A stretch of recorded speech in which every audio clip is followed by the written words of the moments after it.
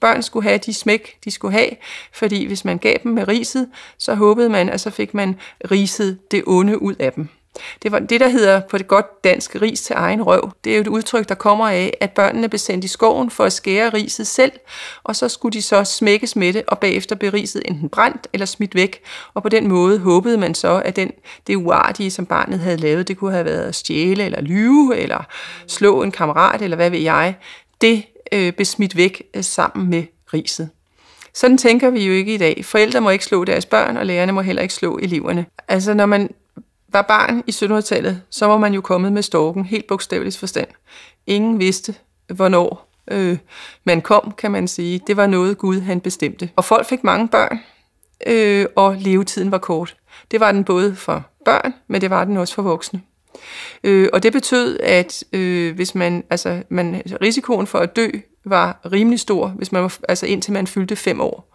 Og risikoen for, at man mistede sine forældre, eller en af dem, altså mens man stadigvæk var barn, var meget høj. Så der var rigtig mange børn, der gik på omgang.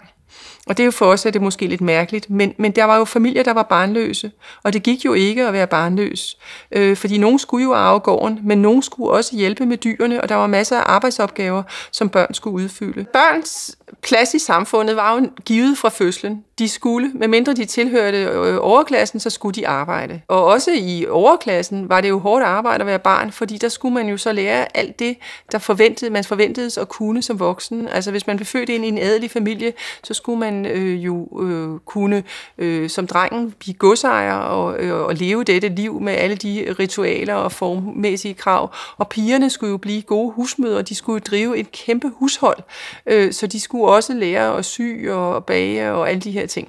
Det korte og det lange er, at for børn flest, der handlede det jo om at blive hurtig voksen, eller ikke voksen, men i hvert fald så stor, så man kunne lave noget. Ingen tvivl om, at søen har været en stor arbejdsplads. Altså Danmark er et øerige, og der har været sejlet på kryds og tværs, ikke kun til den store verden, og ikke kun i krig, men også som erhvervssejling har det været en stor arbejdsplads, og hvis man skulle lære at sejle, så var man nødt til at komme med de voksne ud.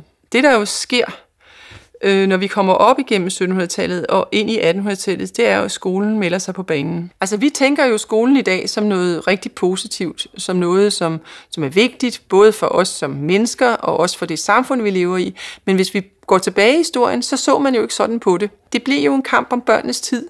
Og det er klart, at fattige forældre, men også bønderne, var ikke specielt forhippet på det der med skolegang.